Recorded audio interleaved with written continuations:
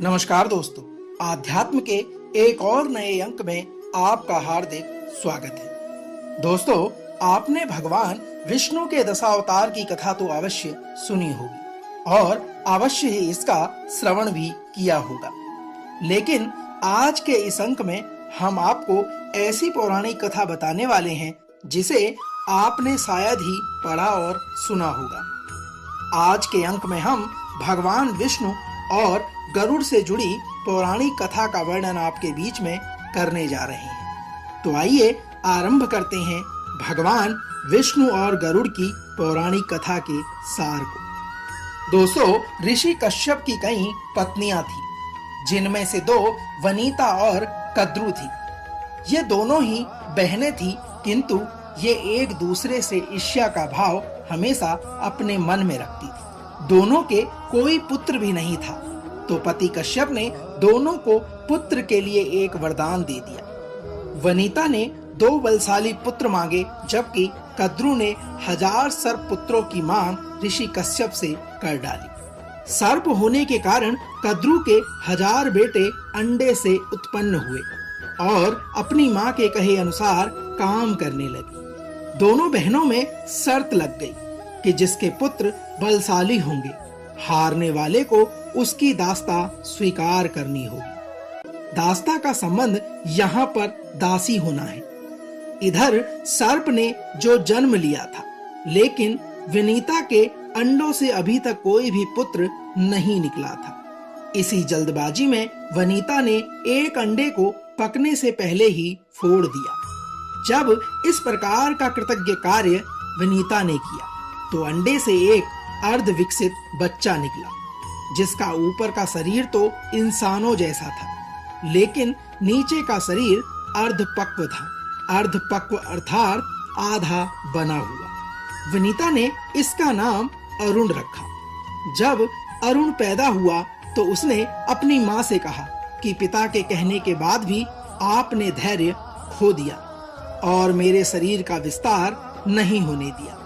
इसलिए मैं आपको श्राप देता हूँ कि आपको अपना जीवन एक सेवक के तौर पर ही बिताना होगा। अगर दूसरे अंडे से निकला उसका पुत्र उन्हें इस श्राप से मुक्त ना करवा सका, तो वह आजीवन दासी बनकर ही रह जाएगी। दोस्तों, भय से विनीता ने दूसरा अंडा नहीं फोड़ा और पुत्र के श्राप के कारण शर्त को हार गई और अपनी छोटी बहन की दासी बनकर रहने लगी। बहुत लंबे काल के बाद जब दूसरा अंडा फूटा, तो उसमें से विशालकाय गरुड़ निकला, जिसका मुख पक्षी की तरह और बाकी शरीर इंसानों की तरह था। हालांकि उसकी पसलियों से जुड़े उसके विशालकाय पंख भी थे। जब गरुड़ को इस बात का पता चला कि उसकी माता तो उनकी ही बहन की दासी है और क्यों है यह भी उन्हें पता चल गया, तो उन्होंने अपनी मौसी और सर्पों से इस दास की मुक्ति के लिए शर्त पूछी। सर्पों ने विनीता को दास्ता की मुक्ति के लिए अमृत मंथन से निकला अमृत मांगा। अमृत लेने के लिए गरुड़ स्वर्ग लोक की तरफ तुरंत निकल पड़े। देवताओं ने अमृत की सुरक्षा के लिए 3 चरणों की सुरक्षा कर रखी थी। पहले चरण में आग के बड़े पर्दे बिछा रखे थे, दूसरे में घातक हथियारों की आपस में घर्षण करती हुई दीवार थी और अंत में 2 विषैले सर्पों का पहरा लगा रखा था। दोस्तों, वहां तक भी पहुंचने से पहले गरुड़ को देवताओं से मुकाबला करना था। दोस्तों, गरुड़ अपनी माता को दासहीनता से बचाने के लिए सभी देवताओं से भिड़ गए और उन्होंने देवताओं को बिखेर कर रख दिया। तब गरुड़ ने कई नदियों का जल मुख में ले पहले चरण की आग को बुझा दिया। अगले पथ में गरुड़ ने अपना रूप इतना छोटा कर लिया कि कोई भी हथियार उनका कुछ ना बिगाड़ सका और सांपों को अपने दोनों पंजों में पकड़कर उन्होंने अपने मुख से अमृत कलश उठा लिया और वे धरती की ओर चल पड़े।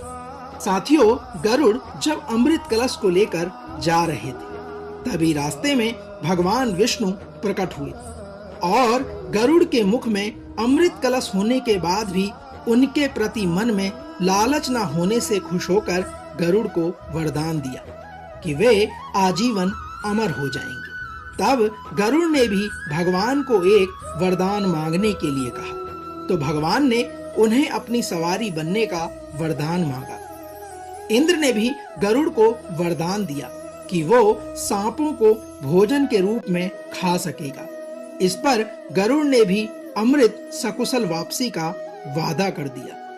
दोस्तों, अंत में गरुड़ ने सर्पों को अमृत सौंप दिया और भूमि पर रखकर कहा कि यह रहा आपका अमृत कलश।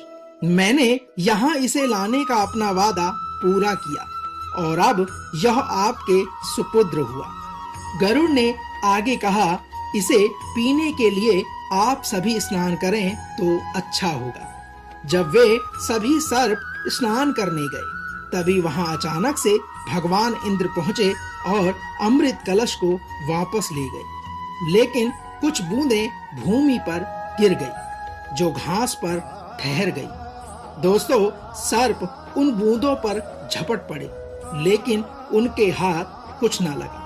इस तरह गरुड़ की शर्त भी पूरी हुई और सर्पों को अमृत भी प्राप्त नहीं हो सका। दोस्तों, तो यह तो थी भगवान श्री हरि विष्णु और गरुड़ से जुड़ी पौराणिक कथा का सार। हम आशा करते हैं कि आज का यह अंक आपको अवश्य पसंद आया होगा। कल एक और नए अंक के साथ फिर आपसे होगी मुलाकात। तब तक जय श्री हरि विष्णु।